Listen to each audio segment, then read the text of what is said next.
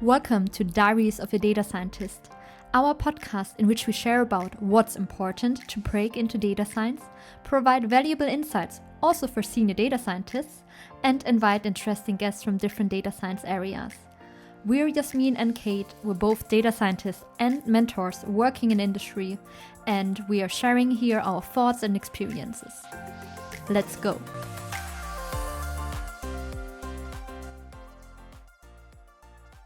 Welcome everyone to our 12th episode of Diaries of a Data Scientist. Hi guys. It's again Kate and 𝐀𝐧𝐚 sitting here for you, and today we're going to have an awesome topic, which is about the importance of data science and AI communities, especially in organizations. And this topic is very, very close to our heart. And so today we're going to hear about that. And if you don't yet have a community at your company, you know what we're always saying, like do the first step, take care of that yourself, and think about and consider initiating such a great community.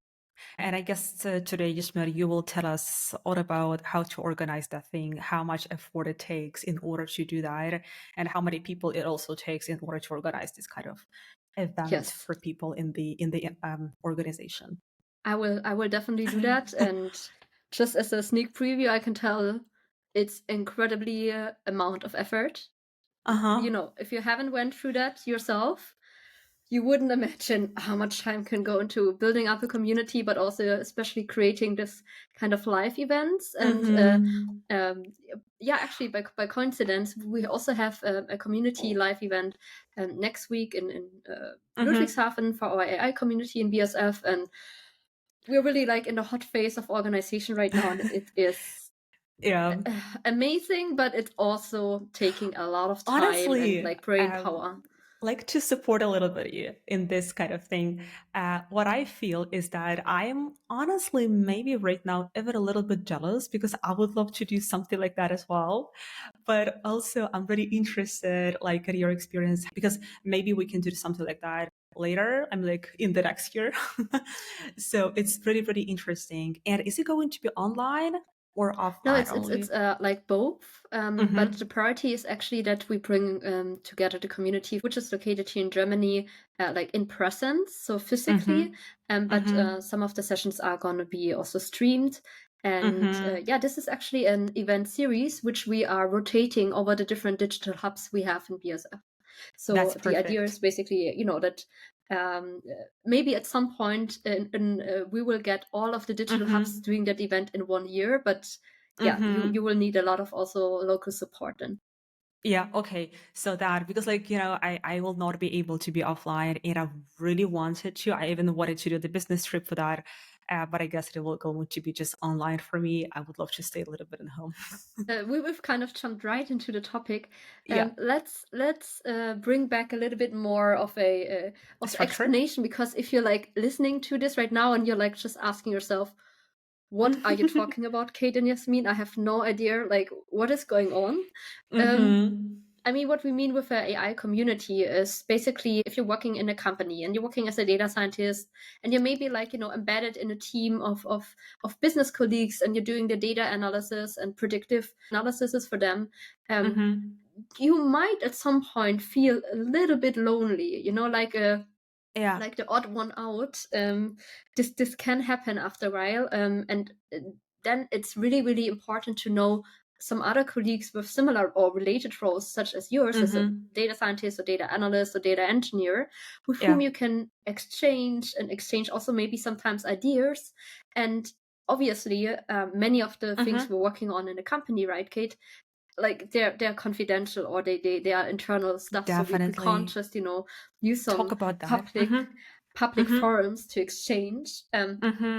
And that's when it's really, really important that you have your network internally, and of course that can be privately your network.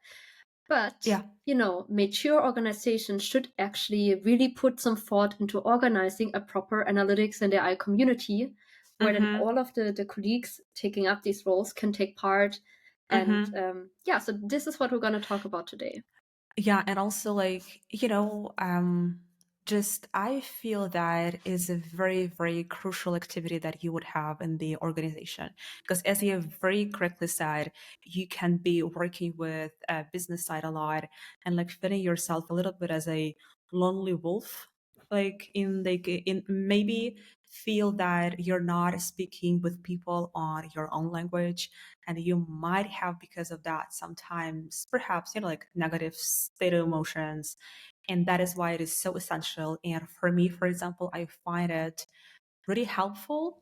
It's not only to talk with the people that you kind of belong to and you feel that they will understand you the way that you want it to be understood, but also it is a very great opportunity to have a learning experience, right?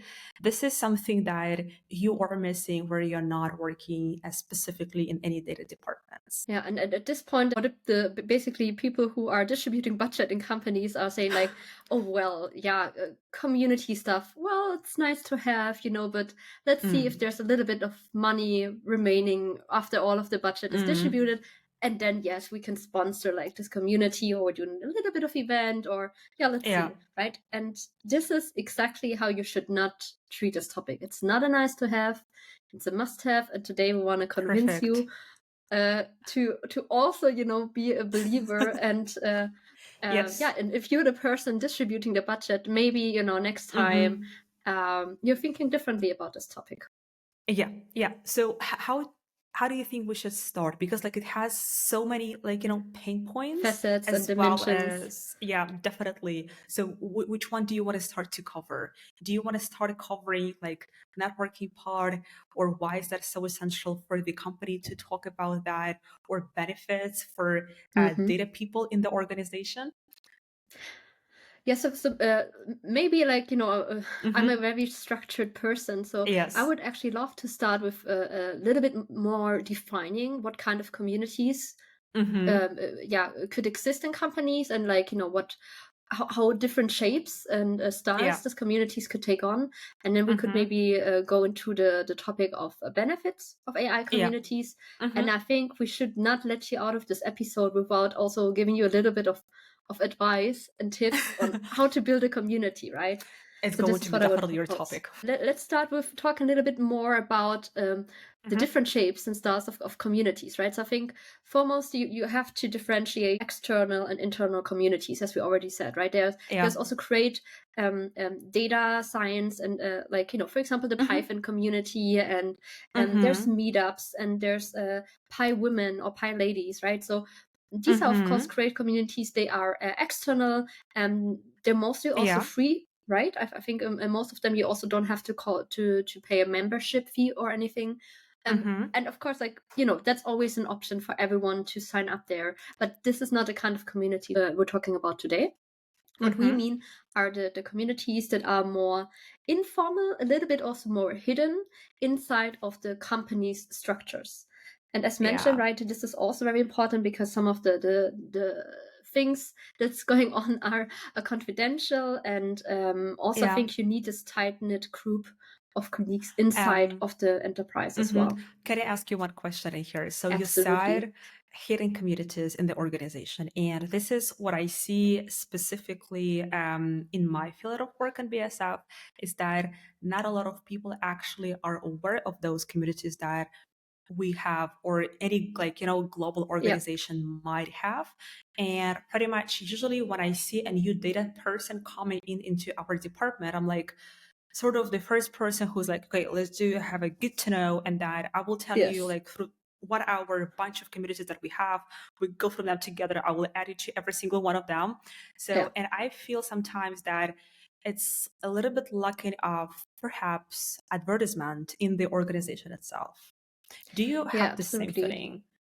No, absolutely. And me being very close to this topic also, right? I mean, it's one point to build it up, but then exactly like you say, keeping that alive, maintaining such a community, and kind of making everyone aware of that, especially if you're like, when you're in a growing stage and a lot of new people join a company, sometimes it can happen that people are falling through the net.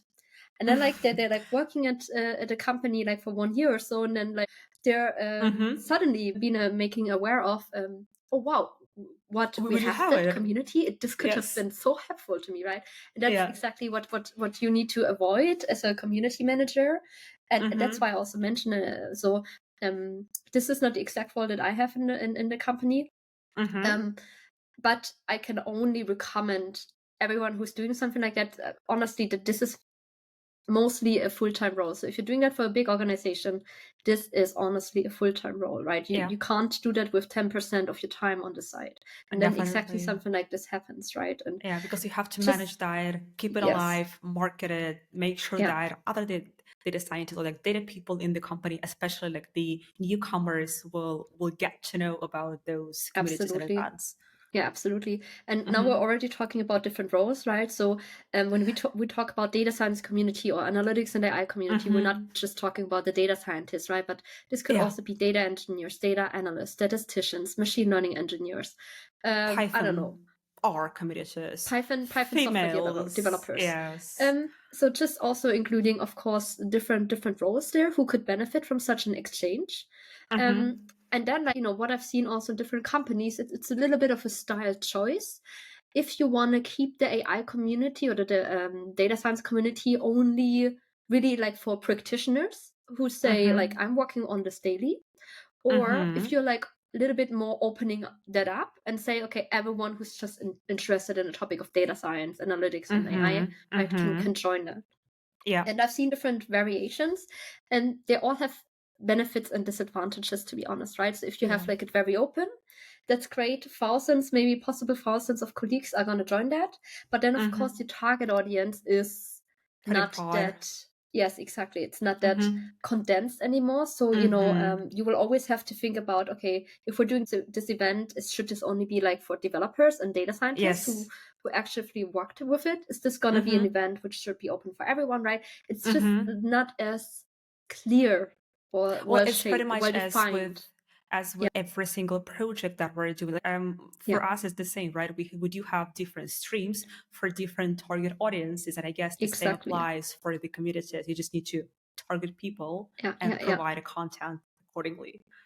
Yeah, exactly. So many colleagues are doing like this approach that you have like a core community, which could maybe be the practitioners, and then you build different layers around that, right? And maybe the outer layer, this is then just also everyone who's interested in the... Yes. Did you just see that thumbs up coming up? I love that. It's a Mac feature. Oh my God. Okay, good. So we can do that. Yes. Yes. So that's one thing. Yeah. Just wanted to add about the different styles of those communities, what I prefer a lot.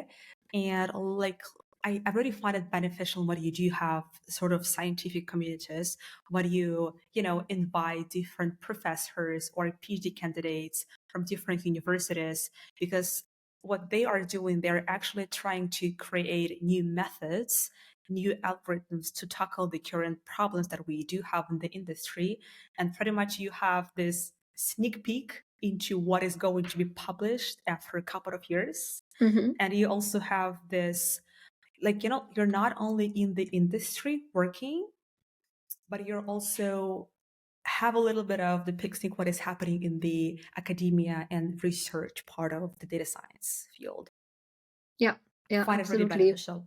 Yeah, and for that you need to somewhat restrict maybe also the entry, right, to such a community.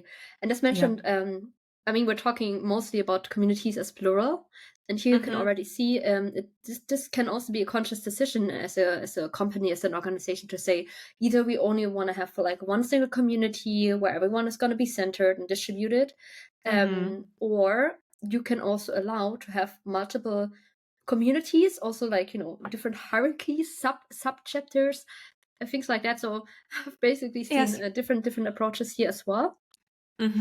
Just I think it's just important to take a conscious decision about this, and not just let it grow and not manage it, because that's like when it gets a little bit messy, and then also maybe sometimes redundant work is being done. Also, what I've just thought right now is that you might also have a community not on the organizational level, but on your, let's say, team or department level.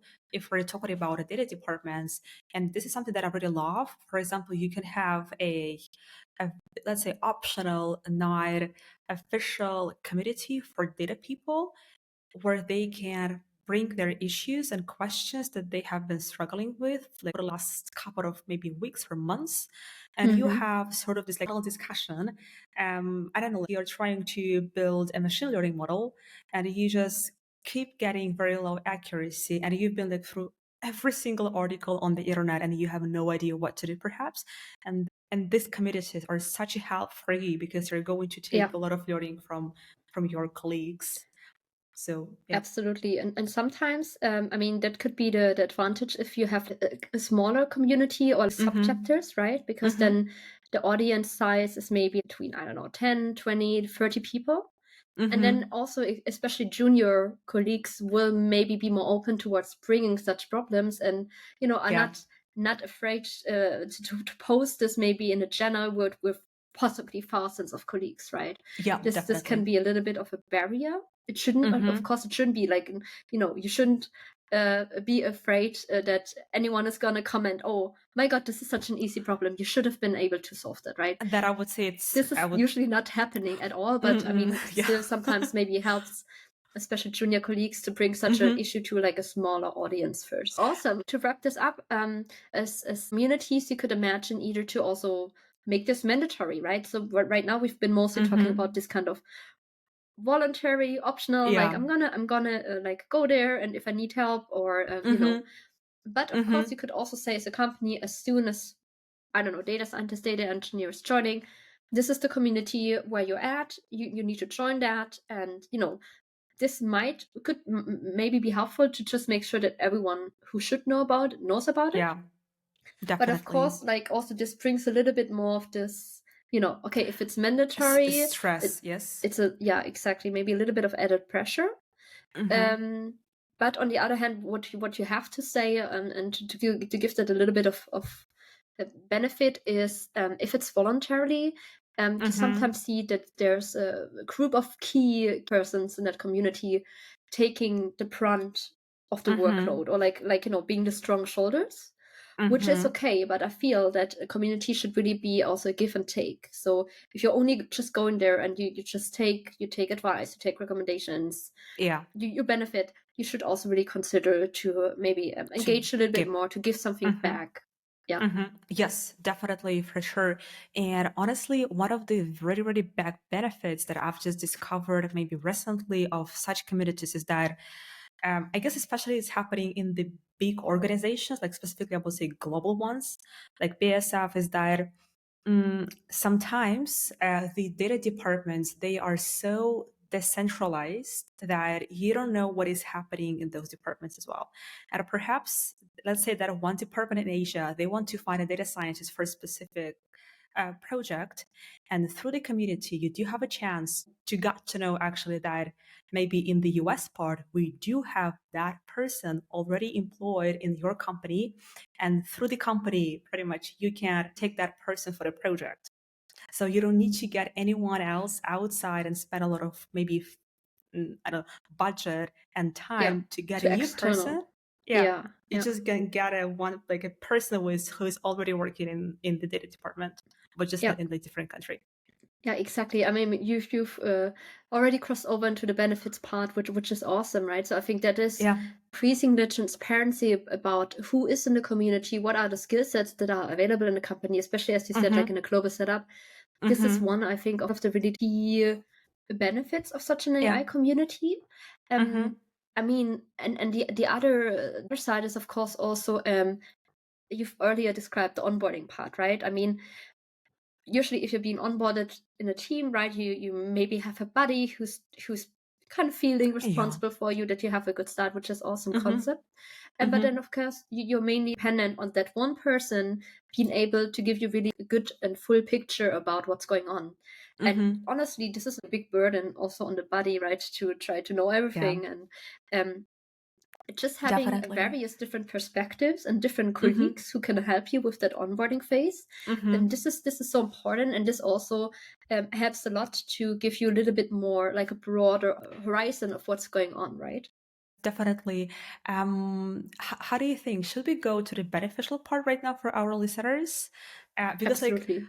honestly, what I feel is that you got a lot from this. Yeah, it takes a lot to organize that. And that, like, later after beneficial part, I really want to ask you, I mean, what it takes a person to organize those communities, especially in the big companies.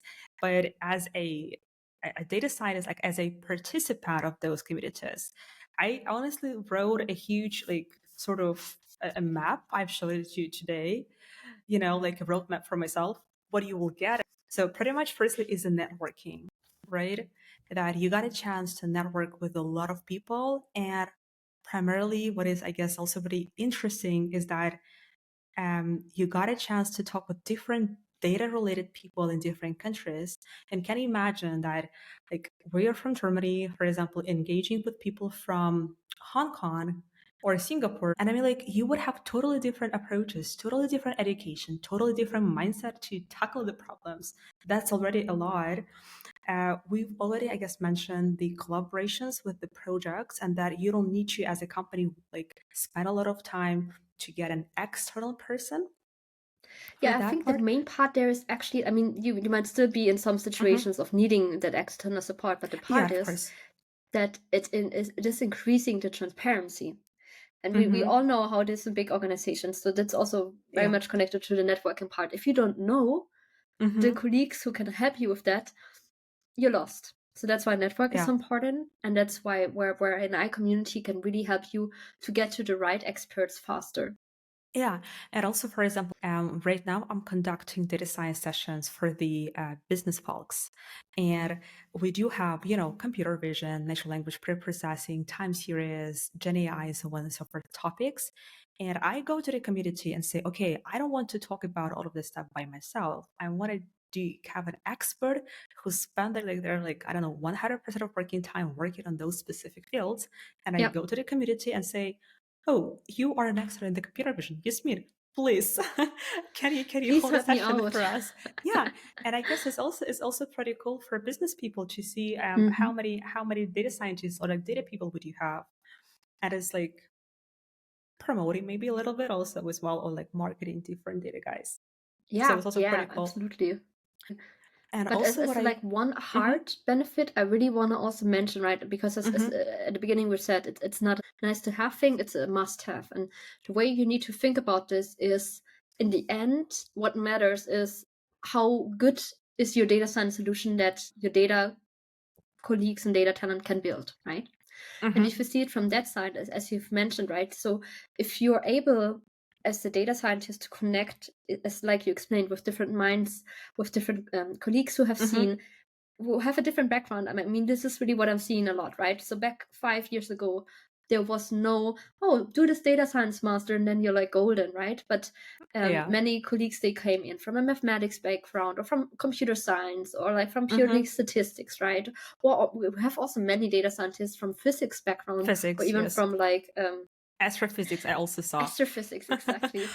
And I mean, this is so cool, and you want to Mhm, benefit from that. And this is really when the best solutions are happening, when colleagues with interdisciplinary backgrounds are working together mhm. on it. And I've seen this Yeah. happening multiple times, starting from university, right? And this is really where the great stuff is going to happen, and not when you're like the one only Yes. data scientist among business folks trying Mhm. to somehow figure out. And you have no one to talk to, you have no one to Yes. challenge you, because the business people, they won't challenge you. They maybe Mhm. challenge you on the business value part, but not Yeah. on how you on your methodology, right? Technical. Yeah. Exactly. You need Yeah. someone to challenge that. You need someone to bring in new ideas. You can't Mhm. know all of the new papers, right? We've Not, mentioned of that course it's not. so much going on, and that's where you can really also rely on the community Mhm. to give you like different kind of perspectives and inputs and challenge you. And that's when Mhm. better solutions are being built. And that's why organizations need to take this more seriously. Yeah. End of Completely the agree with episode. you. Not, never. I have one more thing to discuss actually. No, go which ahead. It is was just a joke. yeah, of course I know that. I thought about a safe place as well, because while you are working, you like, as we talked about this couple of times, that sometimes you have very nice periods of time at work, sometimes like, I don't know, not really satisfied, and you want to have a person to talk to. So let's say it's not going to be like a psychological therapy or something, but it's going to be, you are navigating to a data person, and you feel safe discussing some questions, because this is something what I'm doing usually. If I do have a question in my field, I will go to one of the participants of the community to talk about the same issues and ask for advice, like a coach, and in this kind of way. And I guess this is really, really beneficial for participants as well. Yeah, absolutely. And I must say it's also a factor for employee retention, right? I mean, it's one thing that you need to take care as an organization. I mean, the data science field is so competitive. We all know about it. And now we've finally also been like this program has been there since maybe 3-4 years, right? We see also more and more talent is coming into the market and being available. And that's when the competition is then even like, getting a little bit crazier also among the talents. And one thing that I can definitely say is, if I were to interview for a different company and I'm going to be there as a data scientist, I would definitely want to know, as part of the interview process, what are you doing as a data science community? How are you organized there? Like, what are the different opportunities that I could benefit from? So, and if then the company starts thinking like, all right, maybe we should do something, yeah? For me, this is a sign of not being very mature yet in that area, and maybe not a red flag, but a little bit of a watch out topic. And that's when you, as a company, you can also set yourself aside from maybe the competition. Say, hey, we take this seriously, even if you're then working closely with the business, which is what you want, right? Because in the end, it's about business value. Yeah, of we course. Can give you access to this whole community of like-minded colleagues, of other talent, getting to know different opportunities in the company and so on, right? That's really a selling factor. Yeah, and as a community, you can also organize different trainings within those communities. As for example, we just recently had a training organized by BSF with IBM together, and it was such a great networking event from the people within this community. So that was amazing. I can imagine it must have felt like coming back to school, like after summers, right? And you just see your like the familiar colleagues, and you're like, oh hi, and how's been your summer? Yes, only that the summer has been like the last time that you saw each other, or maybe like a training or like a community event. Yeah, definitely. So right now, let's go to the more sweet part, for me at least. You said that it was really kind of challenging to organize this part, and that it should be your, let's say, 100% full-time position to manage that, to market, to get the content. And I know that we mentioned that next week we're going to have it, and BSF as well. So what it takes. I think the most important thing in that equation is it takes a lot of passion and energy. If you have someone as a community manager who's like, oh yeah, this is just another task. Yeah, okay, man, this is part of my responsibility. He or she might be able to set up the community and so on, but I can tell you, people recognize when someone is just doing that as a regular 9 to 5, or if people are passionate about it. This doesn't mean that you need to do over hours necessarily, right? But if you're being passionate about the topic and you're bringing in a certain, this sounds maybe a little bit spiritual, but a little bit more energy also into the topic, it's a completely different playing field than not. So I think most important factor, having someone who believes in the benefits of having this community, who brings motivation and passion, and also a whole bunch of creativity.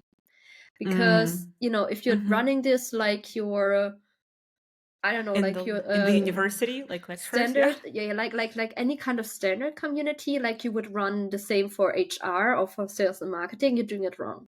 Because same target is thing different, also goes for the other communities, right? I mean, you have to recognize and appreciate who's your target audience? And in that case, your target audience are data people. These are like Yeah. the and I say that with a lot of love because I'm one myself. These are the nerds. These are the tech peoples, and they want to feel welcome, and they want to be treated like that, right? They want to be treated Yeah, of course. differently than maybe like someone from HR, sales, marketing, or whatever. Mm-hmm. And this is what you have to appreciate and then accommodate as part of your offer. And this takes Mm-hmm. a lot of creativity. And that's when it's, I must say, to some extent, it can be beneficial that the community manager, whoever is responsible, is coming from that field. It doesn't need to be though. I've seen great people doing community management, and they had zero to do with like data science or AI before, but they were just so creative. They understood how to communicate, right? This is also certain skills that you have to have. So I think it just doesn't mean you have to come from that field, but you have to appreciate what do people want to see, and this is not the boring stuff. Okay, that are like, you already, I guess, sold me that idea. I definitely need to be on there online. Yes, Just yeah, to look how definitely. it is Yeah, going. so Yes. you need to bring in cool new, especially like for physical events. Yeah, you can't just run it like you would do a hybrid Yeah. event or a fully virtual event. You need to, Mm-hmm. of course, also then use that people are being there in presence and can do something a little bit differently. Mm-hmm. I must say, like having also done a couple of, say, more virtual sessions for our AI community, like we have our like big internal conference with the Data and AI Summit. Mm-hmm. This is also a lot of work, but it's a completely next level doing a physical event. You have to completely take this up differently. You have to organize maybe like some snacks and catering. You have to take care of water, Yes. and you have to take care of maybe audio setups in the room. Yeah, You of have to course. actually book a room, right? Which Yes. can be Already difficult. challenging.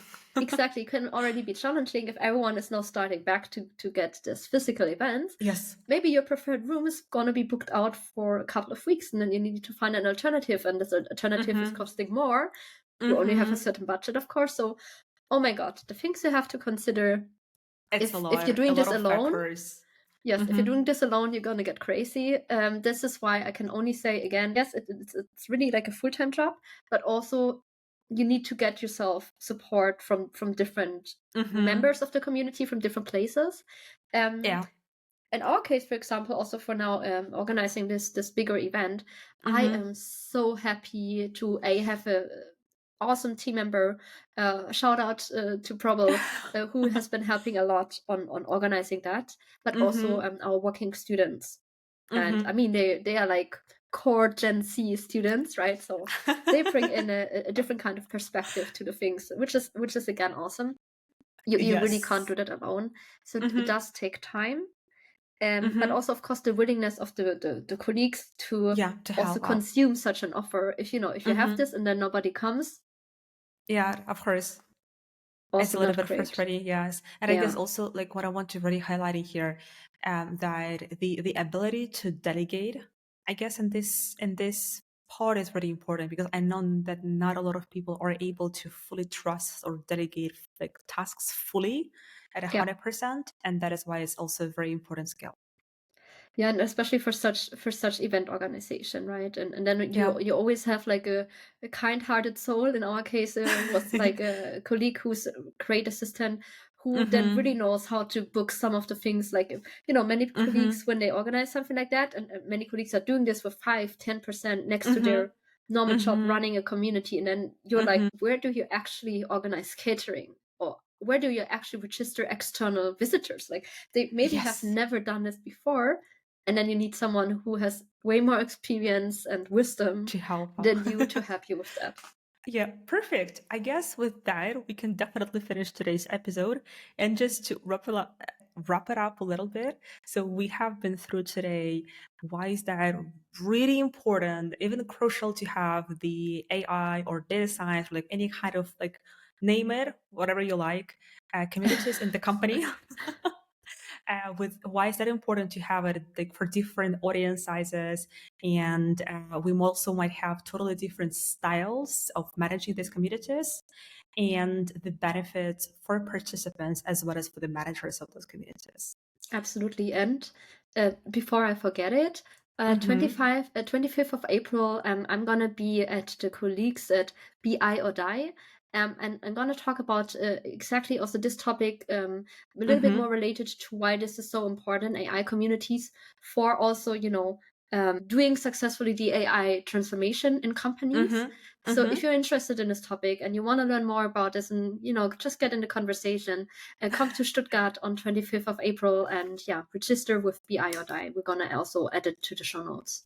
Perfect. So thank you guys for listening. That was Diaries of a Data Scientist. Bye-bye. Wonderful. Bye-bye. This was Diaries of a Data Scientist by Yasmin and Kate. And if you enjoyed the episode, remember to check out our YouTube channel and our LinkedIn pages for more engaging content from the data science world. Thank you for today, and seeing you in the comments.